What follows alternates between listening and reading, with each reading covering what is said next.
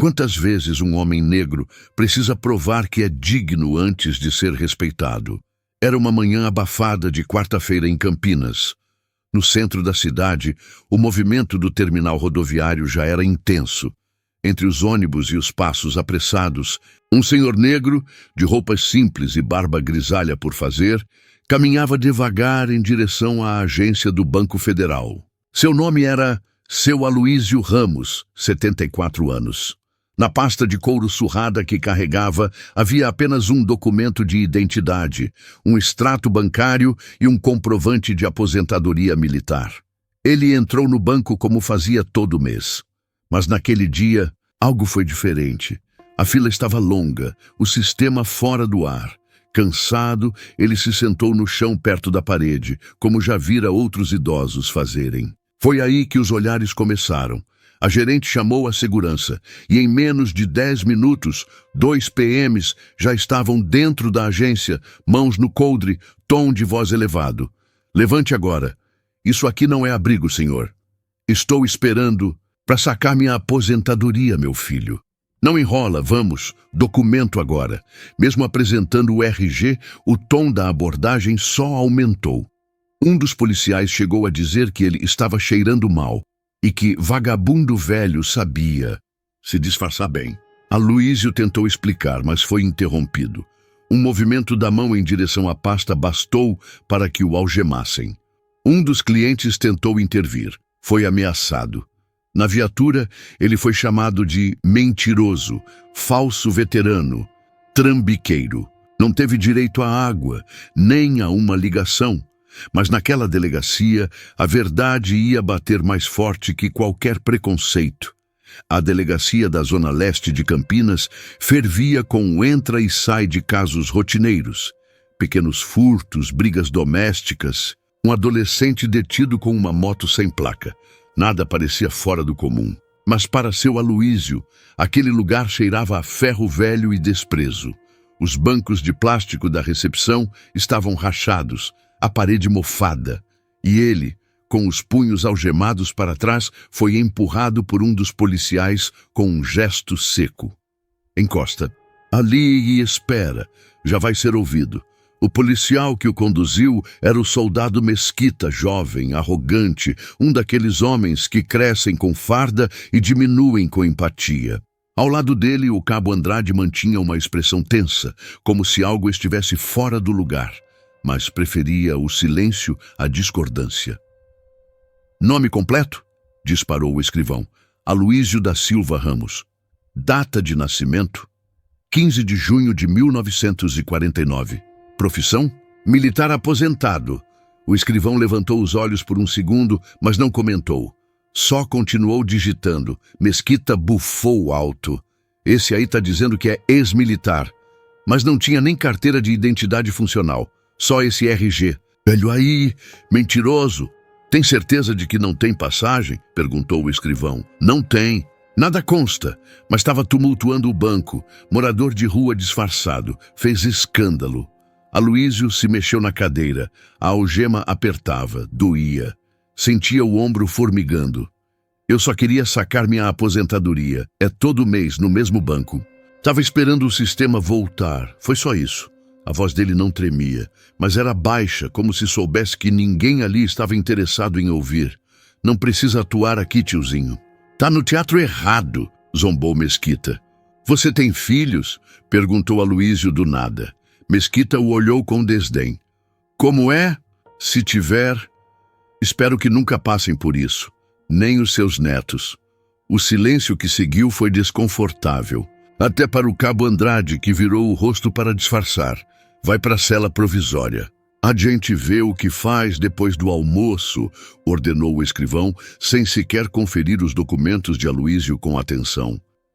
Enquanto era conduzido ao corredor dos fundos, um estagiário do Ministério Público, que estava no local para acompanhar, uma outra diligência, viu a cena de longe. Notou o jeito como o homem andava, o porte ereto, mesmo cansado. E algo o incomodou. Aquela algema parecia completamente desnecessária. No interior da cela, seu Aloísio sentou-se no chão frio. A parede atrás de si era úmida. O cheiro de urina misturado a cloro queimava o nariz. A pasta de couro havia ficado na recepção, jogada em cima de uma cadeira qualquer. Ninguém a revisara de verdade. Ali, naquele chão sujo, ele fechou os olhos por um segundo, e o corpo o traiu. Uma lágrima escapou, mas foi só uma. Ele havia enfrentado coisa pior. O frio da madrugada no Vale do Becá, a explosão que o deixou com um zumbido permanente no ouvido, a noite que passou ao lado de um soldado amigo que sangrou até a morte. Aquilo ali, por mais cruel que fosse, não era novidade. Era o Brasil.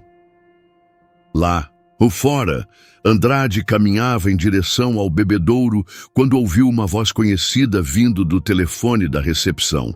É da 5ª circunscrição de ex-combatentes. Aqui é da Polícia Militar. Temos um cidadão que alega ser veterano, mas... A frase foi cortada bruscamente quando o atendente do outro lado pediu o nome. Bastaram 10 segundos de silêncio. Depois, como é o nome dele? Aloísio da Silva Ramos? Alto negro, cabelo grisalho? O PM na linha olhou para os outros com estranheza.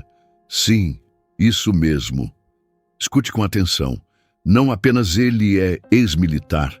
Ele é um dos poucos veteranos vivos da missão de paz da ONU no Líbano, em 1983. Ele tem medalha de honra, tem o nome registrado no livro dos heróis da pátria e é uma das referências da nossa diretoria de veteranos.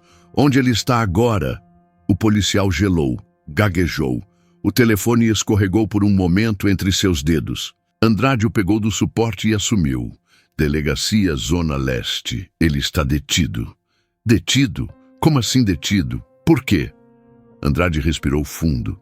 Sentiu o peso de tudo que tinham feito sem pensar. E respondeu, confundido com morador de rua, tentando sacar aposentadoria. Do outro lado da linha, silêncio. Depois, uma frase seca. Não saiam daí. O Comando do Sudeste e o Ministério da Defesa estão a caminho. Menos de 30 minutos depois, 3 carros pretos estacionaram na frente da delegacia. 2 oficiais da reserva, um capitão reformado, do Exército e um assessor do Ministério dos Direitos Humanos desceram juntos, uniformes impecáveis, postura firme. Todos pediram para ver seu Aloísio imediatamente. Dentro da cela, Aloísio ouvia o barulho de passos apressados, vozes alteradas, o arrastar de móveis. Alguém abriu a porta com pressa. O capitão se ajoelhou ao lado dele. Seu Aloísio, o senhor está bem? Perdão, nós viemos assim que soubemos. O velho soldado assentiu com um gesto leve. Seus olhos encontraram os do capitão. Reconhecimento. Mútuo. Tinham estado juntos uma vez, décadas atrás, em um treinamento de campo. Os policiais que o prenderam estavam agora do lado oposto do corredor, pálidos. Mesquita evitava qualquer contato visual. Andrade já havia se sentado sozinho numa das cadeiras, encarando o chão. Soltem as algemas imediatamente, gritou um dos oficiais da reserva. O delegado chegou correndo, suando, tentando apaziguar a cena. Gente, vamos manter a calma. Foi um mal-entendido. Ninguém sabia. Ninguém sabia por quê? Retrucou o assessor do ministério. Porque ninguém perguntou. Porque viram a cor da pele, a roupa simples e o julgaram. Vocês acham que farda se perde com o tempo? O senhor Ramos tem mais serviços prestados ao país do que qualquer um nesta delegacia. Uma enfermeira foi chamada para verificar os pulsos de Aloísio. O sangue estava preso nos punhos. Marcas vermelhas profundas. Fotografaram, registraram tudo. Ao recuperar seus pertences, a pasta de couro revelou não só o extrato da aposentadoria, mas uma carta de reconhecimento assinada por um ex-presidente da República, um medalhão de honra ao mérito e uma foto antiga com seu pelotão em frente a uma base militar no Oriente Médio. Todos de pé, todos com orgulho. O nome de Aloísio Ramos logo estaria em todos os jornais do dia seguinte. Mas ele ainda não havia dito uma palavra. A notícia não demorou a se espalhar. Na manhã seguinte, o jornalista policial Marcos Beltrão recebeu um áudio anônimo. Delegacia da Zona Leste, Campinas. Prenderam um herói de guerra achando que era morador de rua. O nome dele é Aloísio da Silva Ramos. Ele tem medalha da ONU. Te vira. Marcos não pensou duas vezes. Ele já conhecia o nome. Havia feito uma reportagem curta anos atrás sobre veteranos esquecidos pelo Estado. Correu ao arquivo. Encontrou a matéria com uma foto preta e branca de seu Aloísio, jovem, com capacete azul, o brasão da ONU bordado na manga, em pé no deserto, sorrindo. Ele publicou às 9h13 da manhã. Herói de guerra é algemado em delegacia de Campinas por parecer morador de rua. Polícia Militar se recusa a comentar. O título explodiu. Em menos de 3 horas, a matéria já estava sendo compartilhada em grupos de militares da reserva, fóruns de direitos humanos, páginas de resistência negra. Uma vereadora de São Paulo compartilhou com a legenda: ele arriscou a vida pelo Brasil. O Brasil o humilhou de volta. Na delegacia, o clima era outro. Um silêncio incômodo rondava os corredores. O comandante regional solicitou uma sindicância interna. O delegado foi convocado para uma reunião emergencial com a corregedoria. E Mesquita foi dispensado das ruas. Mas seu Aloísio, ele estava em casa, sentado à mesa da cozinha, com uma xícara de café na mão e a televisão desligada. A filha dele, Luciana, havia corrido do trabalho quando viu a manchete. Pai, por que o senhor não me ligou? Por que não disse nada? Ele demorou a responder. Porque eu sabia que se falasse demais, talvez nem saísse de lá. Luciana chorou. Chorou de raiva, de vergonha, de impotência.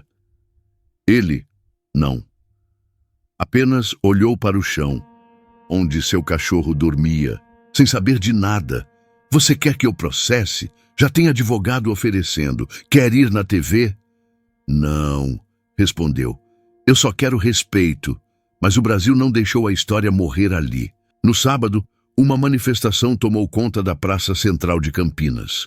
Cartazes com os dizeres: não é sobre quem ele é sobre como foi tratado. E se fosse outro velho preto sem medalha? Se multiplicavam.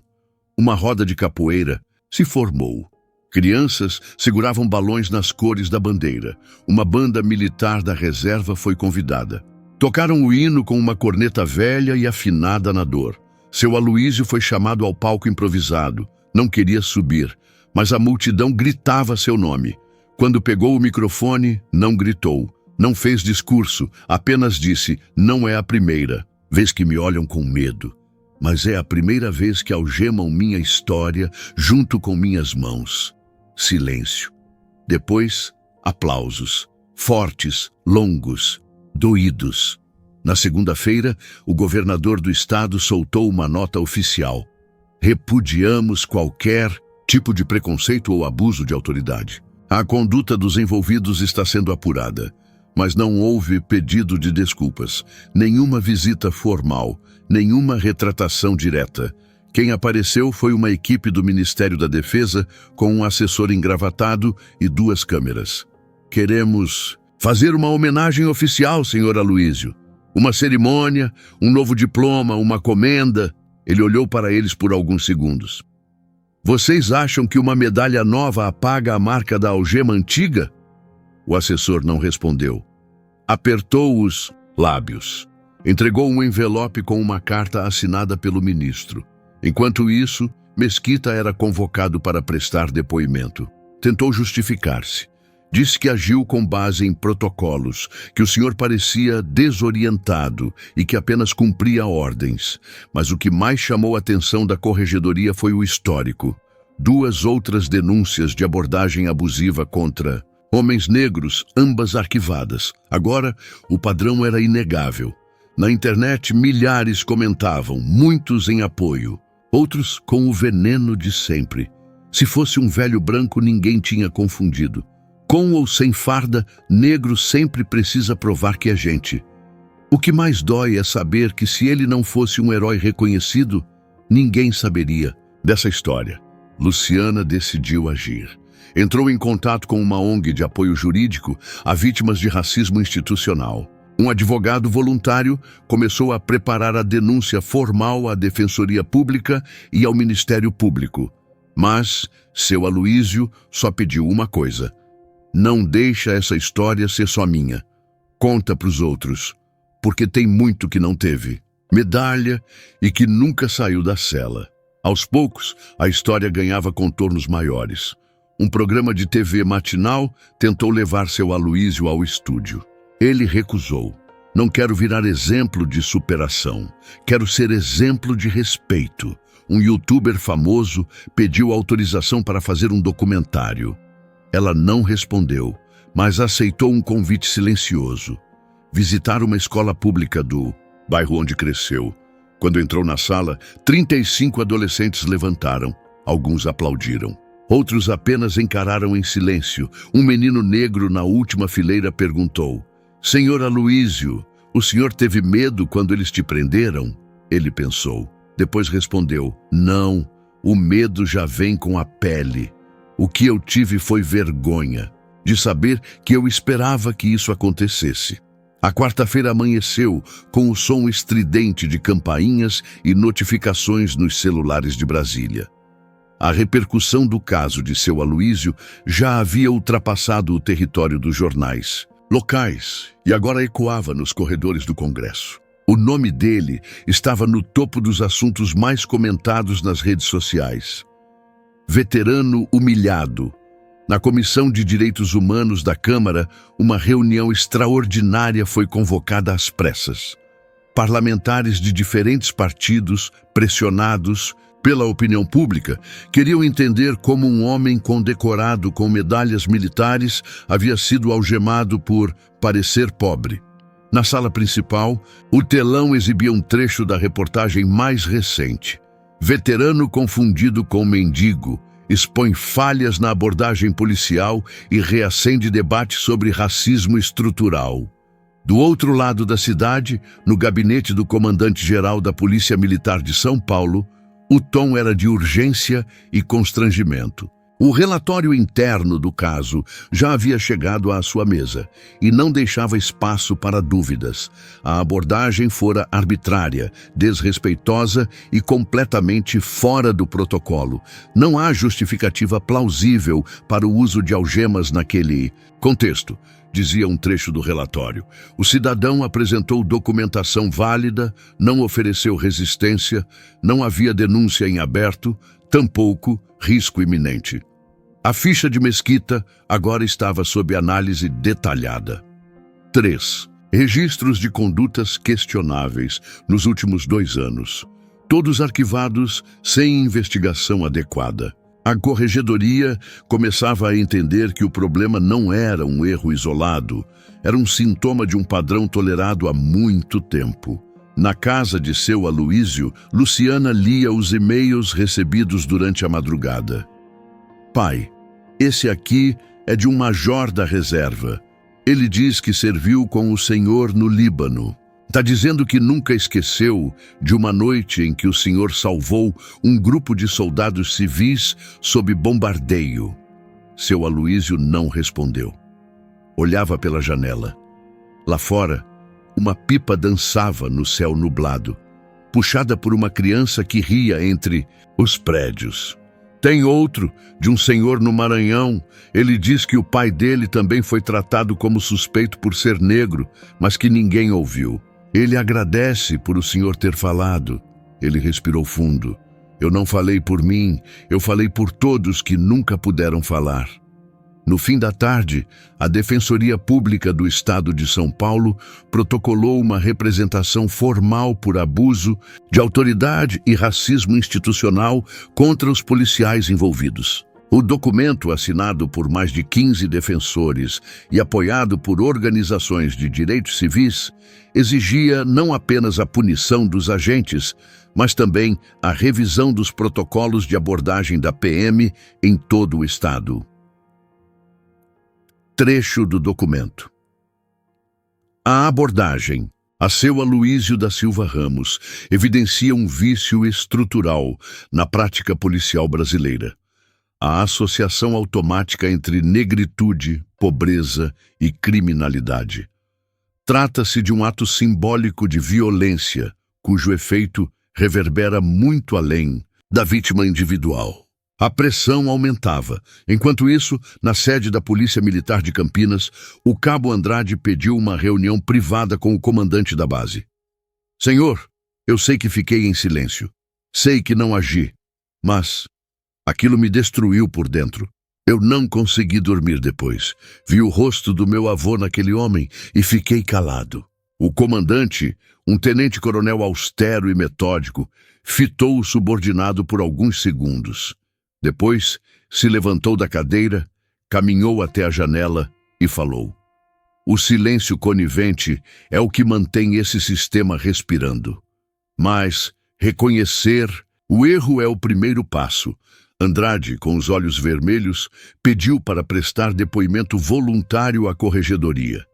Entregou tudo: o momento da abordagem, os comentários de Mesquita, a forma como ignoraram os documentos de seu Aloísio. Pela primeira vez, o sistema começava a ouvir uma voz de dentro. No sábado seguinte, a Universidade Estadual de Campinas organizou uma roda de conversa com o tema Racismo Institucional e Invisibilização dos Corpos Negros. O auditório lotou. Professores, alunos, ativistas e curiosos se aglomeraram para ouvir especialistas e, ao final, ouvir ele. Seu Aloísio subiu ao palco com passos lentos. Estava com uma camisa social azul clara, calça de tecido marrom, sapatos engraxados. Em nada lembrava o homem humilhado na delegacia, exceto pelos olhos, que carregavam a mesma firmeza. Me perguntaram se eu quero indenização. Se eu quero processar, eu só quero mudança, porque dinheiro não limpa a memória de ser tratado como lixo. O público ficou em silêncio. Ele continuou: "O que me doeu não foi a algema. Foi ver nos olhos daquele policial que ele já tinha decidido quem eu era, antes mesmo de saber meu nome. E se eu não tivesse minhas medalhas, meus papéis, minha filha, talvez eu ainda estivesse naquela cela." Ao final, foi aplaudido de pé. Mas o aplauso não era de comemoração, era de dor compartilhada. Dias depois, a Assembleia Legislativa convocou uma audiência pública para discutir o caso. Entre os convidados estava o secretário de Segurança Pública, representantes da PM e o advogado da família de seu Aloísio. A audiência foi transmitida ao vivo e acompanhada por milhares de pessoas. Durante o debate, um deputado da bancada militar tentou justificar o ocorrido. É importante lembrar que os policiais trabalham sob pressão. Não podemos crucificar alguém por um erro de avaliação. O advogado respondeu com firmeza: "Não foi um erro, foi um reflexo. Refletir racismo não é acidente, é estrutura. E estruturas só mudam quando a gente expõe, pressiona e transforma." Na mesma semana, o governador sancionou um decreto criando o Protocolo Ramos de Identificação e Abordagem Humanizada, com foco em garantir que situações como a de seu Aloísio não se repitam. O protocolo incluía treinamento obrigatório em direitos humanos para todos os agentes em formação, registro audiovisual obrigatório em abordagens de rotina, fiscalização civil externa das condutas em delegacias, criação de um canal direto de denúncia de racismo institucional. O nome do protocolo, inicialmente sugerido como Protocolo Campinas, foi alterado após pressão popular. O próprio Aloísio, quando soube, apenas comentou: "Se for para ajudar alguém no futuro, então que levem meu nome, mas que não esqueçam por que ele está lá." No fim do mês, Mesquita foi afastado preventivamente e, após apuração interna, encaminhado para processo administrativo disciplinar. Andrade foi transferido, mas permaneceu na corporação e se dispôs a participar como testemunha nas audiências. Pela primeira vez em anos, houve movimentação real, mas seu Aloísio seguia com sua rotina simples. Café às 6 da manhã, caminhada curta no bairro e leituras no sofá da sala. Continuava dizendo que não era herói, que só queria ter sido tratado como um cidadão. E todas as vezes que algum repórter batia à sua porta, ele repetia: "Eu fui ouvido. Agora escutem os que ainda estão algemados sem ter feito nada." Era uma tarde de domingo como tantas outras. O céu estava limpo. O ar carregava o cheiro de pipoca das barracas na feira do bairro, e os sinos da igreja tocavam ao longe, como memória de um tempo que insistia em passar devagar.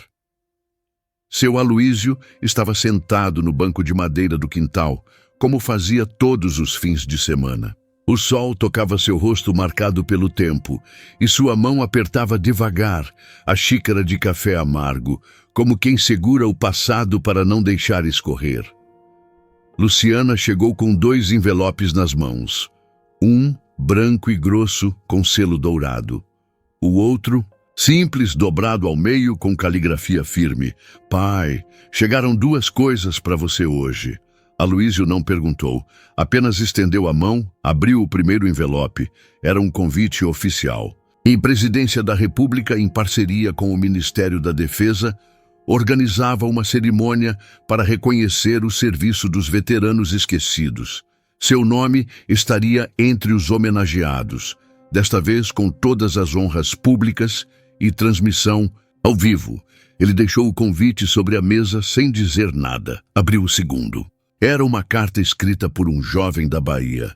"Senhor Aloísio, não te conheço, mas vi sua história. Meu pai foi morto pela polícia aos 36 anos. Disseram que ele correu, mas ele só estava indo para o trabalho. Nunca saiu no jornal. A sua história me deu uma coisa que eu não sabia que sentia falta: esperança. Não porque foi tudo resolvido, porque não foi, mas porque alguém como o senhor não abaixou a cabeça. Eu queria só agradecer e prometer que vou contar a sua história, mesmo que seja só para mais um amigo ou para minha filha quando ela crescer. Obrigado." A carta não tinha assinatura, apenas um nome simples: Eric. Seu Aloísio apoiou as costas no encosto do banco e fechou os olhos. Respirou fundo. Ali, naquela quietude, ele entendeu algo: que sua dor individual havia virado espelho coletivo, que sua história, por mais cruel que fosse, havia furado uma bolha, mas ele também sabia que não era suficiente. Na cerimônia oficial, muitos discursos foram feitos. Políticos se revezaram no palco, falando de valores, reconhecimento, respeito à pátria. Mas os olhos do público não estavam neles. Estavam no homem de postura reta, de farda antiga, que caminhava devagar até o púlpito. Seu Aloísio se posicionou diante dos microfones. Não segurava papel. Não lia. Falava com o peito. "Eu não estou aqui hoje para receber aplauso. Estou aqui porque fui obrigado a ser visto. E muita gente como eu ainda é invisível." A câmera cortou para o rosto de um oficial que engolia seco. "Alguns me disseram que eu fui exceção, que fui tratado assim apesar de ser um herói. Mas isso está errado. Eu fui tratado assim por causa da cor da minha pele, por causa da simplicidade das minhas roupas, por causa do preconceito que é enraizado e institucionalizado." Plateia ficou em silêncio. O que aconteceu comigo só virou notícia porque eu tinha medalhas, porque tinha um nome no papel. Mas e os que não têm, os que apanham, os que morrem, os que somem? Quem fala por eles? Seu tom não era de raiva, era de verdade, de alguém que não precisava provar mais nada. Falem menos de patriotismo e mais de dignidade. Farda não faz ninguém melhor, nem pior. Mas humanidade, essa sim, deveria vir antes de qualquer uniforme. Ele desceu do palco sem esperar palmas, mas elas vieram. Não como cortesia, mas como arrependimento, como desculpa coletiva, como reconhecimento tardio. Depois da cerimônia, uma rede nacional de televisão convidou seu Aloísio para um documentário. Ele aceitou, mas com uma condição: "Quero visitar comunidades, escolas, espaços onde os jovens não sejam só audiência. Quero que eles falem, que eles contem suas histórias também." E assim foi. Durante semanas, seu Aloísio viajou por diferentes cidades, ouvindo e contando conheceu a mãe de um jovem preso por atitude suspeita, a caminho do estágio. Visitou uma escola onde alunos escreveram redações sobre como a pele preta muda a forma como a polícia olha. Sentou em rodas com adolescentes que perguntavam com olhos assustados: e se eu não tiver medalha? E se eu não for ninguém importante? A resposta dele era sempre a mesma: você já é alguém e não precisa de crachá para exigir respeito, mas precisa saber que sua vida vale e que vale lutar por ela. O impacto foi além do esperado. O protocolo Ramos passou a ser estudado por outras secretarias de segurança no país. Cidades começaram a implementar câmeras obrigatórias nas viaturas. E o Ministério da Justiça iniciou um projeto piloto de capacitação em antirracismo para forças de segurança em 4 estados. Mas seu Aloísio seguia com sua vida simples. Rejeitou cargos, recusou homenagens demais e não aceitou se tornar embaixador de nada. Dizia que já tinha vivido o suficiente, que agora era hora de abrir espaço para os mais novos. Quando perguntaram o que ele faria com toda a visibilidade, respondeu: vou continuar vivendo, mas agora com mais gente ouvindo. Certa noite, meses depois, ele estava novamente no quintal, desta vez olhando para a lua. Luciana chegou com o celular na mão. Pai, sabe aquele menino, o Eric, o da carta? Sim, ele gravou um vídeo no TikTok contando a história do senhor. Viralizou, mais de 1 milhão de visualizações. Ele termina o vídeo dizendo: o Brasil só começou a mudar porque alguém falou. Então agora é nossa vez. Aloísio sorriu com os olhos. Não disse nada, apenas assentiu. E naquele silêncio morava o peso de toda uma vida. Mas também o alívio de saber que ele não havia se calado em vão. Quantas vezes um homem negro precisa provar que é digno antes de ser respeitado? Para seu Aloísio foram incontáveis.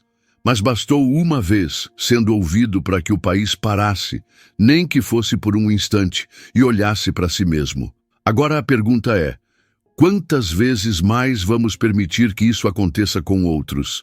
Se essa história te tocou, se ela te revoltou ou te fez refletir, não fique em silêncio.